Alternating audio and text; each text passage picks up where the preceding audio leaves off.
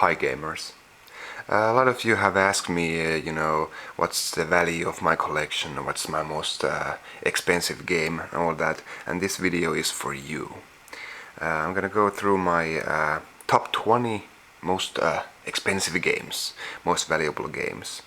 And these aren't necessarily the top 20 most rare games I got, even though these are among the most rare, but sometimes the supply and demand don't go that much hand in hand, so a rarer game just might be less valuable if a game is much wanted.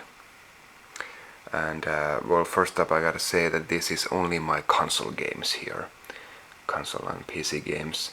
I didn't add my arcade games in because then the list would be all of the, just be all those Neo-Geo and Sega Naomi games.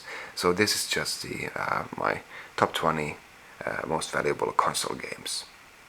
And also I tried to, when I talk about the values of the games here, I try to go through the somewhat average value for a game that they go for in online auctions these days.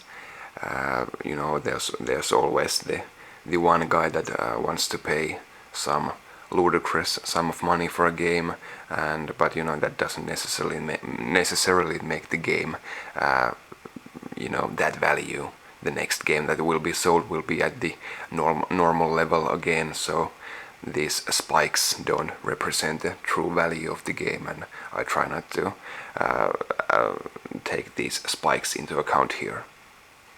But let's go here. First, some games that might be just below the $100 mark. Sometimes these go for more, but usually less than 100. Final Fantasy 2 and 3 and Chrono Trigger for the Super Nintendo, and these are the North American versions. These were never released in Europe, but they are much wanted even here in Europe, so that drives up the value because there aren't that many of these going around, at least in Europe. And you have to have all the maps and posters inside, or the value will be significantly less, but these are all complete with the two maps here and the map and poster here and the one map here. Great games, all of them. Also slightly under the $100 mark is 32X Knuckles Chaotix. This is the PAL version, European version, and really one of the most valuable Sonic games there is. Well, this is a Knuckles game, but you get the picture. Let's move these out of the way, and then we go to over $100 games. We got the European version of Panzer Dragoon Saga. Actually, mine isn't in top condition, sadly, so this might not sell for $100 and in eBay, but you get the picture. Great game. Actually, I do believe that this European version is much rarer than the American version, but the American Saga goes for a lot more money, like $130. So I guess that's up to the demand. There's much more gamers in America that want this game. Then we got a PC game here. We got a sealed copy of World of Warcraft's first expansion, Burning Crusade. This is the collector's edition, naturally. All kinds of stuff here. You got bonus discs and books and all sorts of stuff.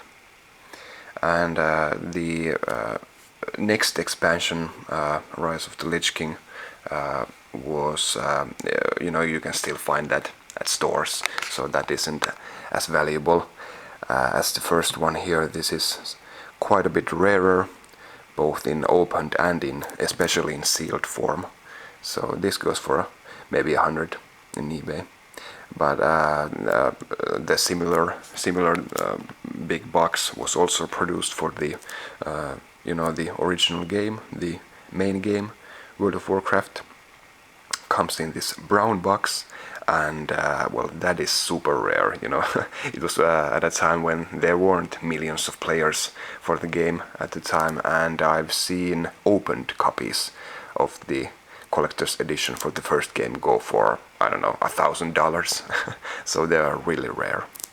Sadly, I don't have that, but I got this and the Lich King, and I plan to get the next expansion as well in collector's edition form and keep it sealed.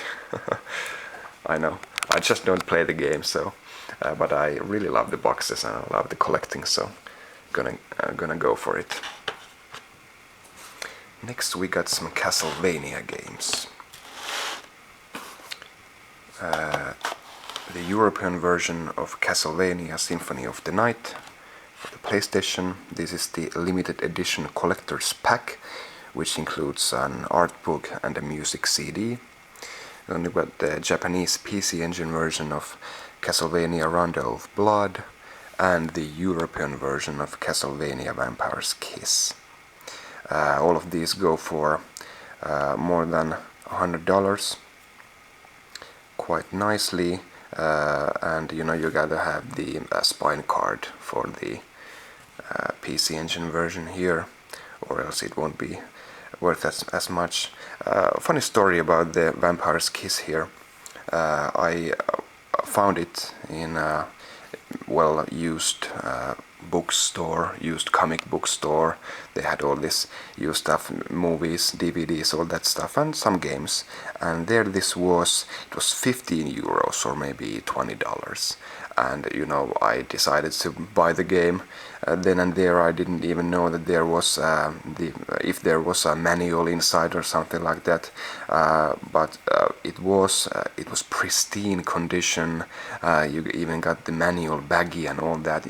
Got that for $20, and it's well worth, I don't know, maybe $130 today. Really, one of my best finds ever.